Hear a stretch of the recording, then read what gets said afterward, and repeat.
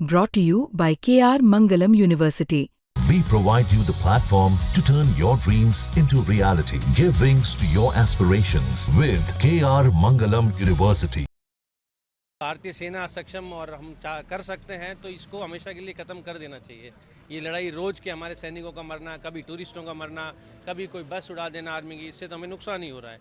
कई दिनों तक चले भारत और पाकिस्तान के बीच संघर्ष के बाद रविवार को आज हालात सामान्य नजर आ रहे हैं। शनिवार को सीज फायर घोषित कर दी गई थी। उसके बाद फलौदी में आप देख सकते हैं किस तरह से फिलहाल जो हालात हैं वो सामान्य नजर आ रहे हैं। दुकानें खुली हुई हैं, लोग जो हैं वो बाहर निकले हुए हैं। हालांकि शनिवार को कई जगहों पर मिसाइल मिली थी पाकिस्तान की।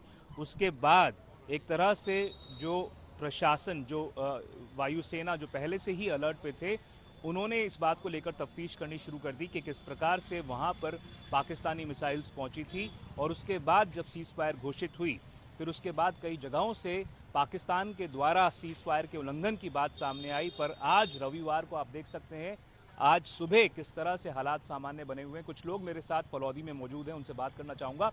सर, पाकिस्तान के साथ भारत की सीज फायर का घोषणा कर दी गई थी शनिवार को, पर उसके बाद कई जगहों पर, जैसलमेर में, अन्य कई जगहों पर सीज फायर उल्लंघन की बात सामने आ रही थी। पर आज सुबह क्या माहौल है? क्या आपको लगता है अब सामान्य हो गई ये स्थिति? हालात अभी सामान्य से थोड़े बाहर है, क्योंकि पहले तो हमने सुना था कि सीज फायर के बाद में, लेकिन फिर भी पाकिस्तान अपनी नापाक हरकतों से बाज नहीं आ रहा है। और रात को भी सुनने में आया है कि पोखरण और काफ़ी जगह इधर आसपास में मिसाइल अटैक किया है और वो ड्रोन हमले भी किए हैं और उसको नष्ट करने की भारत की सेना ने कोशिश भी की है। और फिर भी पाकिस्तान अभी भी अपने नाकाम इरादे कोशिश कर रहा है। सर, आपसे जानना चाहूँगा, क्या पाकिस्तान ऐसा देश है जिस पर भरोसा किया जा सकता है? क्या भारतीय सेना को, वायुसेना को सतर्कता बनाए रखनी जानी चाहिए? जो हादसा कल हुआ है, जिसके बाद से हमको पता है पाकिस्तान हमको धोखा दे रहा है, तो भरोसे के लायक तो वो बिल्कुल है ही नहीं। और अगर मैं तो कहूँगा भारतीय सेना सक्षम और हम कर सकते हैं तो इसको हमेशा के लिए ख़त्म कर देना चाहिए।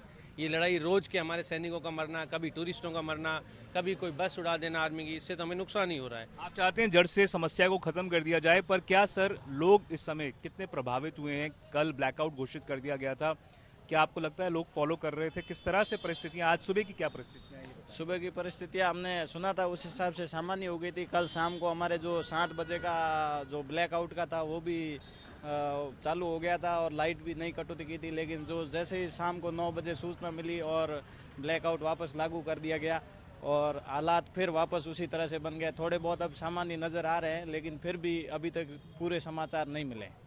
कल पाकिस्तान द्वारा कई जगहों पर सीज फायर के उल्लंघन के बाद प्रशासन के द्वारा फिर से ब्लैकआउट की घोषणा कर दी गई थी। पर आज सुबह के रविवार के हालात ये हैं कि स्थिति फिलहाल सामान्य नजर आ रही है। लोग जो हैं वो अपने घर बार से बाहर निकले हुए हैं, दुकानें खुली हुई हैं, लोग अपने काम धंधे को करने की कोशिश कर रहे हैं। पर फिलहाल स्थिति जो है वो ऐसी है कि प्रशासन, पुलिस, सेना सतर्कता बरत रही है। कैमरा पर्सन निखिल शर्मा के साथ मैं देवंकुर वधावन, फलौदी।